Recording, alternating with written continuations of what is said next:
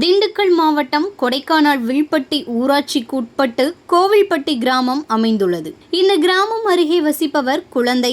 இவர் நேற்று இரவு வீட்டிற்கு தேவையான பொருட்களை கொடைக்கானல் நகர்பகுதிக்கு தனது சாண்டிகோ காரில் வந்து வாங்கிய நிலையில் குழந்தை, பெண்கள் உள்ளிட்ட தனது குடும்பத்தினருடன் தனது வீட்டிற்கு மீண்டும் திரும்பியுள்ளார். அப்போது சாண்டிகோ வாகனம் கோவில்பட்டி பிரதான சாலையில் சென்றபோது வாகனம் கட்டுப்பாட்டை இழந்து சாலையில் இருந்து விலகி சுமார் 200 அடி கிடுகிடு பள்ளத்தில் வாகனம் உருண்டு சென்றது.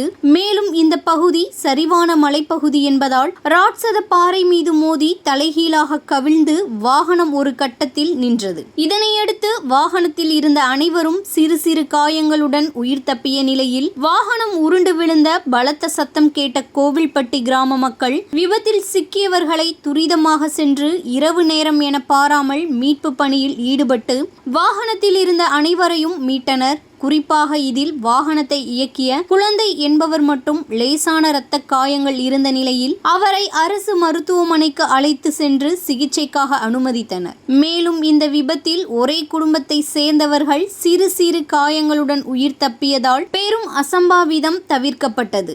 இது குறித்து கொடைக்கானல் காவல்துறையினர் விசாரணை மேற்கொண்டு வருகின்றனர். கோவில்பட்டி பிரதான சாலையில் தடுப்பு சுவர் இல்லாததால் இந்த விபத்து நடைபெற்றதாகவும் இதனை மாவட்ட நிர்வாகம் கவனம் செலுத்தி கிராம சாலைகளில் சாலை ஓரங்களில் தடுப்பு சுவர்கள் அமைக்க வேண்டும் என பொதுமக்கள் வேண்டுகோள் விடுத்து உள்ளனர்.